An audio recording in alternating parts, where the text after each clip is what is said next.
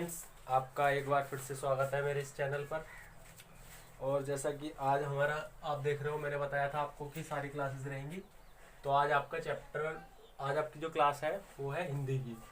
और हिंदी में भी ये मेरे पास बुक है काव्यांजलि की, ठीक है। हिंदी में जैसे इंग्लिश में सेम रहता है वैसे ही हिंदी में भी सेम रहता है। गद गरिमा होती है, काव्यांजलि होती है, कथा वार्ती होती है, मुक्ति यज्ञ से कुछ क्वेश्चन आते हैं, अमूल्य वगैरह, इस प्रकार से, ठीक है। तो उसी प्रकार से हिंदी इंग्लिश सेम रहता है। इंग्लिश की मैंने वीडियो डाल दी थी और देख लेना जाके, बहुत अच्छे तरीके से कराई थी, उसको एक्सप्लेन करके देख लेना। और अभी मैं आपको ये पढ़ाऊँगा, ये जो है ये विनय पत्रिका है सूरदास जी की। सूरदास जी की ये विनय पत्रिका है। सूरसारावली, साहित्य लहरी, काफ़ी सारी इनके ये बहुत फेमस है, अष्टछाप के कवियों में से कहलाए जाते हैं।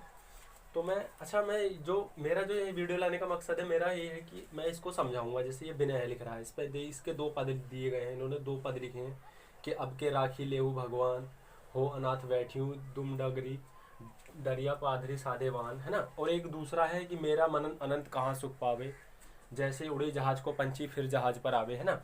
तो काफ़ी सारी, अब इनका ना वो अर्थ आता है वो उसकी, जैसे ये पंक्तियाँ आ गई, जैसे ये लिख लिया आएगा कि अब आपको देखना कि एग्जाम में कैसे आता है, मैं आपको समझा रहा हूँ सारा सब कुछ, ठीक है। एग्जाम में आएगा आपके, अब के राखी लो भगवान डॉट डॉट करके, फिर वो कहेगा कि उपरोक्त पंक्तियों का संदर्भ सहित व्याख्या कीजिए, है ना। तो आप क्या करोगे, उसका व्याख्या करोगे। तो वो मैं अभी बताऊंगा कैसे करेंगे, लेकिन उससे पहले हमें ये तो पता चले ये कौन से चैप्टर से है, कि बहुत इंपॉर्टेंट है ये। समथिंग 10 मार्क्स का आता है आपके, है ना, इसलिए मैं इसको लेकर आया हूँ, ठीक है। तो देखते हैं, जैसे ये है आपका, देखो आपको दिख रहा है ना विनय, ठीक है।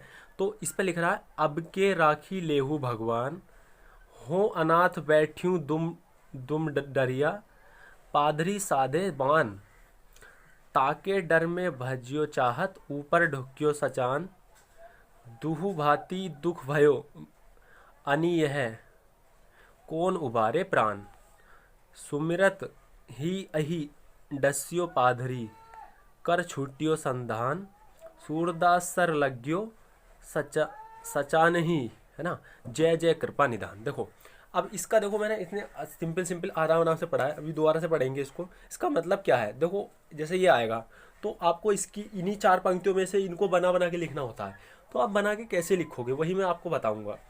अच्छा, आप जैसे आज पढ़ रहे हो तो आप इसको ऐसे पढ़ना कि जैसे ये एग्ज़ाम भर याद रहे। तो उसके लिए हमें कुछ तरीके अलग अपनाने पड़ेंगे। और जैसा कि आपको पता है कि मेरे चैनल पर यहाँ पर आपको वही सब कुछ तरीके मिलते हैं, जो आप एक बार पढ़ लो तो एक बार चैप्टर हो जाए तो उसके बाद उसकी चीर फाड़ कंप्लीट, फिर कोई थोड़ा ना देखना उसको बार बार, उसी में टाइम वेस्ट थोड़ा ना करना, फिर कुछ और पढ़ना।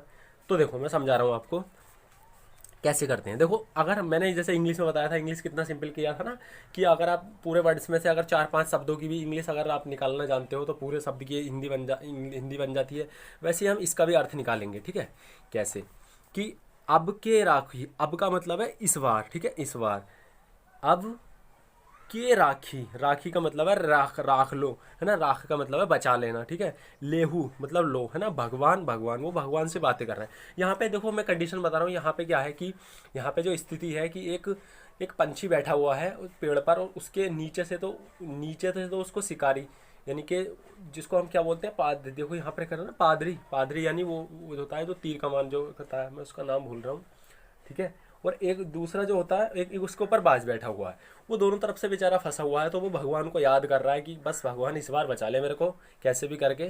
तो वो ये कह रहा है कि अब के राखी लेहू भगवान, अब के मतलब इस बार, सॉरी नहीं दिख रहा, हाँ, अब के राखी लेहू भगवान, इस बार भगवान राख ले यानी बचा ले, है ना। हो अनाथ यानी मैं अनाथ हूँ, बैठ्यूं दुरुम डरिया यानी एक डाल पर बैठा हूँ, डरिया का मतलब है डाल पर बैठना, ठीक है। पादरी साधेवान, पादरी का मतलब होता है वही जो शिकारी होता है, जैसे मैं बोलता हूँ, इसका मैं नाम भूल रहा हूँ, मैं अभी बता दूंगा, ठीक है, याद आ जाएगा मेरे को।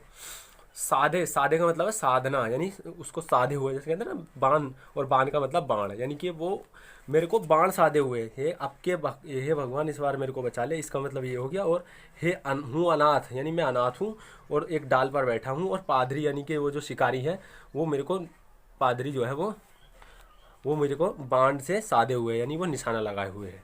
कह रहा है ताके डर से मैं भाज्यूं, अगर ताके का मतलब है उसके डर से मैं भाजूं चाहत, अगर मैं भाजने की भी चाहत रखूं, भाजने का मतलब है देखो, देखो वर्ड का खुद अर्थ निकालता है वर्ड, तो आपको केवल समझना होता है। ताके मतलब उसके, डर मतलब डर में, अगर मैं भाज्यो मतलब मैं भागना, चाहत मतलब चाहता हूँ, अगर मैं चाहता हूँ कि उसके डर से भाग जाऊँ, लेकिन हो क्या रहा है कि ऊपर ढुक्यो सचान, ऊपर जो होता है वो ढुक्यो, ढुक्यो मतलब है डुक मतलब, ढुक्यो का मतलब होता है किसी चीज़ को निशाना मतलब सोचे हुए, या उस पर कहते हैं ना किसी चीज़ पे ढुक्यो का मतलब है वो लगाए हुए, यानी और टाक लगाए हुए, आश लगाए हुए। सचान, सचान का मतलब है यहाँ पे बाज से, कि अगर मैं उसके डर से भागता भी हूँ तो फिर बाज बाज मेरा पीछे पड़ जाएगा।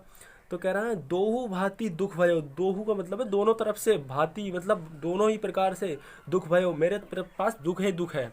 आनी है, अब आनी का, आनी है का मतलब आ गया मैंने, मेरे पास तो दोनों तरफ से ही दुख है, ऊपर भागूं तो नीचे अगर बैठा रहूं तो, कौन उबारे प्राण, कि मेरे प्राण कौन उबारेगा, उबारे का मतलब है बचाना, यानी है ना, तो मेरे प्राण का मतलब मेरे प्राणों की रक्षा कौन करेगा, वो पक्षी कह रहा है, ठीक है।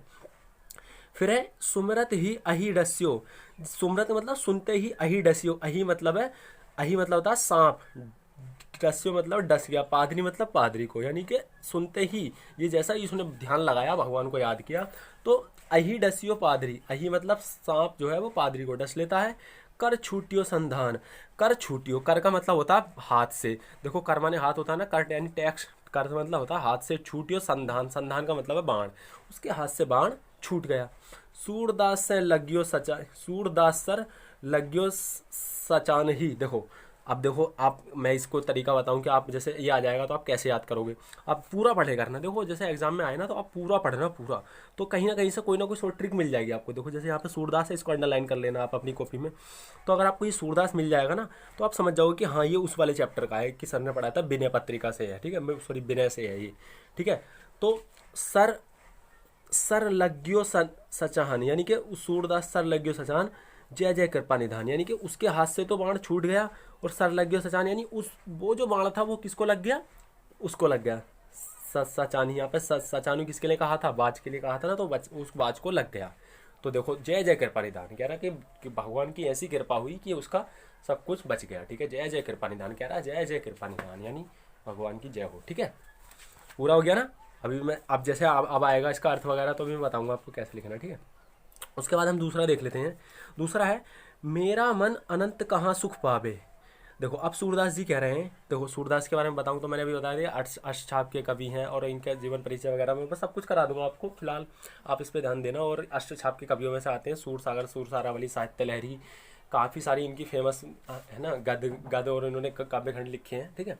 तो देखो अब दूसरा है इनका, वो कह रहे हैं देखो मेरा मन अनंत कहाँ सुख पावे, जैसे उड़ी जहाज को पंछी फिरी जहाज पर आवे, कमल नयन को छोरी महातम और देव को ध्यावे। देखो मैंने बताया था ना एक एक वर्ड से करेंगे। अब देखो वो कह रहे हैं कि अब देखो यहाँ पे ये जो है भगवान के बारे में बता रहे हैं कि भगवान से इनकी जो आस्था है इस प्रकार से लीन हो चुकी है, यानी इनका मन भगवान में ऐसे लग गया है कि बस ये अब कुछ भगवान के अलावा इन्हें कुछ दिखता ही नहीं है। तो उन्होंने जब भी लिखा है और कह रहे हैं कि मेरो मन अनंत कहाँ सुख पावे, मेरा जो मन है वो अनंत, अनंत का मतलब है अब कहीं भी कहाँ सुख पावे, मेरा मन इस अनंत का इस पूरे संसार में कहाँ सुख पावे, कहीं सुख नहीं पाएगा।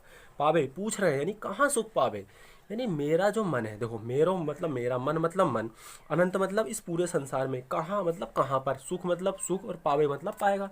मेरा मन इस संसार में कहाँ सुख पाएगा, कह रहा है जैसे उड़ी जहाज को पंछी, यानी सूरदास जी कह रहे हैं कि जैसे उड़ी जहाज को पंछी, जैसे उड़ी, उड़ी का मतलब है उड़कर, जहाज मतलब जहाज को मतलब को, और पंछी मतलब पंछी, यानी जिस प्रकार से जहाज का पंछी उड़कर, जहाज का पंछी उड़कर फिर ये जहाज पर आवे, यानी एक समुद्र, ये कंडीशन बता रहे हैं कि एक पूरा समुद्र है और समुद्र में एक जहाज जा रहा है और जहाज पे एक पंछी बैठा हुआ है, तो अगर वो जहाज का पंछी अगर उड़ जाएगा तो उड़ के भी तो उसको वापस जहाज पर ही आना है ना, क्योंकि वहाँ आसपास में चारों तरफ पानी है।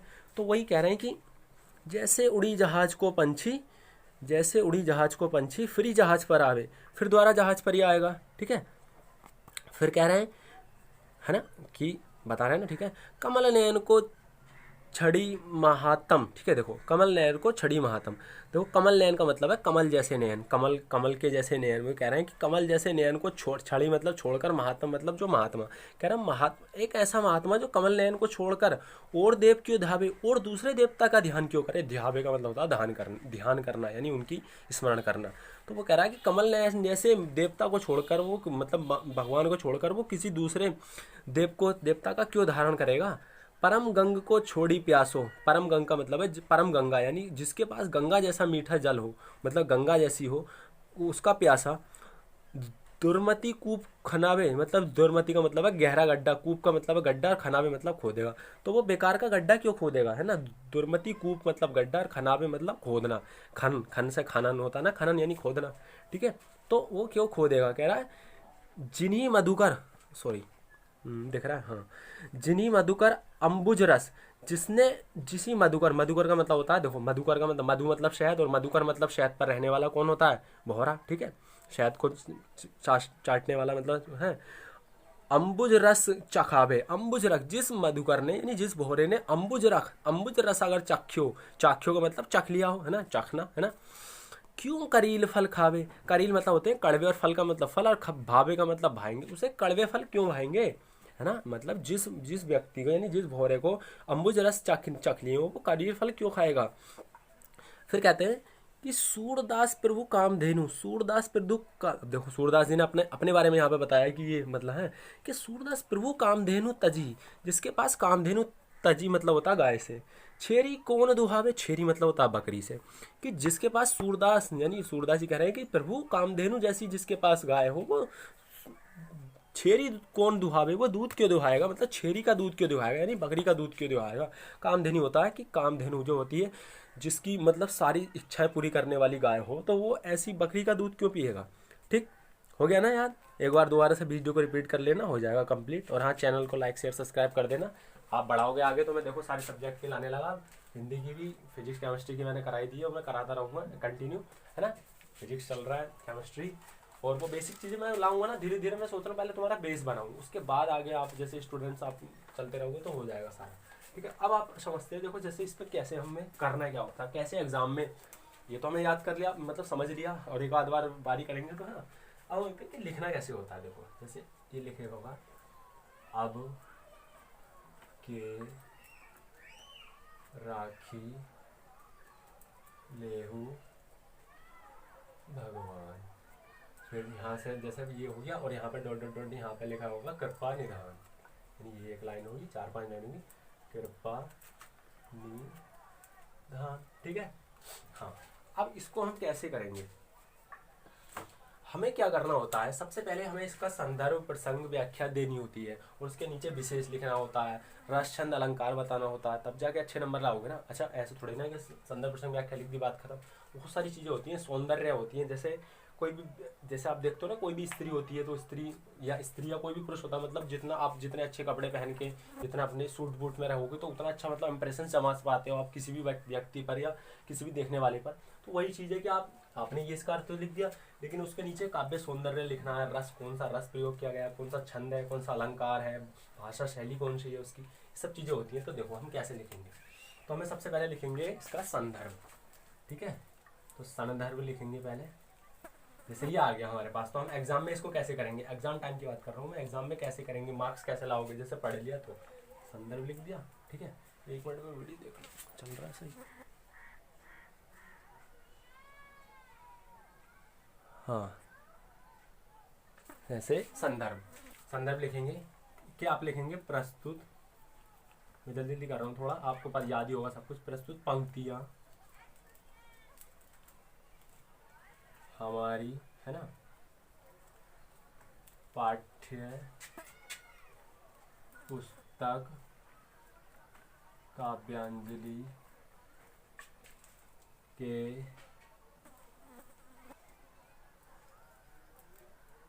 सूरदास, है ना, सूरदास,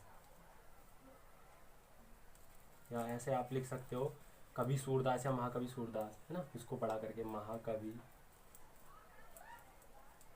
सूरदास जी द्वारा रचित। अब क्या रचित है सूरदास जी द्वारा, ये कौन सी थी, ये थी विनय, है ना, विनय, रचित विनय पत्रिका, विनय पत्रिका से अवतरित है, अवतरित का मतलब होता है लिया गया है, अवतरित है। देखो मैंने एक ही लाइन में कर दिया, यानी कि मैंने पाठ का नाम और लेखक का नाम दोनों, मतलब कवि का नाम और दोनों का नाम लिख दिया। पंक्तियां मतलब ये लाइन है, देखो हर चीज ना समझने वाली होती है, आप रटते रहते हो कि आप प्रस्तुत पंक्तियां भूल जाते हैं, नहीं कुछ नहीं भूलो यार। प्रस्तुत मतलब प्रस्तुत, यानी यहाँ पे जो दी गई है पंक्तियां, यानी ये जो पंक्तियां हैं हमारी पाठ्य पुस्तक, हम जो पुस्तक पढ़ रहे हैं, कौन सी पुस्तक, काव्यांजलि, जो हमारा सिलेबस है ना, है ना, के महाकवि सूरदास जी, महाकवि सूरदास जी हमारे सिलेबस में है, द्वारा रचित विनय पत्रिका, उन्होंने विनय पत्रिका रची है, तो उससे अवतरित है, यानी ये जो पंक्तियां वो उससे ली गई हैं। ये तो हो गया संदर्भ। अब जैसे प्रसंग आएगा इसका, तो प्रसंग में क्या होता है कि आपको बताना होता है कि इनमें कवि ने किस चीज पे फोकस किया है, यानी किस चीज को ज्यादा बताया, किस चीज के बारे में एक्सप्लेन करना चाहा। तो आप कहेंगे कि इन पंक्तियों में या उपरोक्त पंक्तियों में, आप कुछ भी कह सकते हो, यानी इन पंक्तियों में, इन वीडियो को रोक के आप कर लेना है, पंक्तियों में कवि ने क्या, पंछी, एक अब आप क्या कह सकते हो, जैसे इसमें था कि हाँ एक अनाथ पंछी, आप कह सकते हो ने एक अनाथ, एक, ये तो आपको मिलेगा ना, तो आप उसमें से माइंड लगा के, क्योंकि आपको मार्क्स अच्छे चाहिए, तो वो तरीके बता रहा हूँ। ने एक अनाथ पंछी, जो कि आप लिख दो, जो कि एक डाल पर बैठा है और उससे दोनों तरफ से, मतलब जो दोनों तरफ से घिरा हुआ है, किसी न किसी परेशानी में घिरा है, से की दशा का वर्णन किया है, कि डॉट डॉट डॉट आप करके लिख देना, कि वीडियो ज़्यादा लंबा हो जाएगा, सॉरी इसलिए कर रहा हूँ, ठीक है। दशा का सचित्र वर्णन किया है, सचित्र वर्णन का मतलब है कुछ चित्र सहित, यानी इस प्रकार से उन्होंने एक्सप्लेन किया है कि ऐसा लग रहा है जैसे वो चीज़ तुम्हारे सामने ही हो पा रही हो। सचित्र मतलब होता है चित्र सहित, ठीक है, सचित्र वर्णन किया है, ये कर दोगे आप। फिर व्याख्या लिख दोगे आप, है ना, अभी मैं आपको बताऊंगा जो नेक्स्ट चीज़ है, ठीक है। फिर आप व्याख्या लिख देना कि इसमें क्या है, कि आप, जैसे मैंने आपको बता दिया 4 वर्ड के, आप लिखते रहो, एक एक लाइन देखते रहो, इतना बड़ा हो जाएगा ना, इतना बड़ा हो जाएगा, कोई गाने पाने लिखने की कोई जरूरत नहीं पड़ेगी, इतना सब कुछ बना लोगे इसी लाइन से, ठीक है। यहाँ व्याख्या हो जाएगी। उसके बाद जो आता है वो आता है काव्य सौंदर्य। ये जैसे अब आप चाहो तो विशेष, विशेष करके पहले आप लिखो विशेष, जैसे आपने विशेष लिखता है तो विशेष में पहला पॉइंट लिखो रस।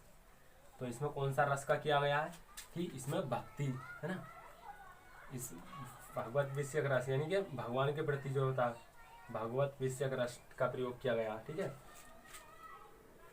भगवान के प्रति भक्ति रस हो गया। उसके बाद आप इसमें लिखोगे अलंकार वगैरह तो चलो छोड़ो, उसके बाद विशेष, उसके बाद लिखोगे इसमें भाषा, भाषा, यहाँ पे भाषा क्या हो जाएगी, यहाँ पे भाषा हो जाएगी भाव्यात्मक, ठीक है, भाव्यात्मक की कुछ चीज़ें होती हैं, आप याद कर लेना, भाव्यात्मक भाषा हो जाएगी, और शैली, और ब्रज ब्रज भाषा, सॉरी शैली हो जाएगी, भाव्यात्मक भाषा हो जाएगी ब्रज भाषा, ठीक है, ब्रज भाषा के कवि हैं, ब्रज भाषा हो जाएगी, ठीक।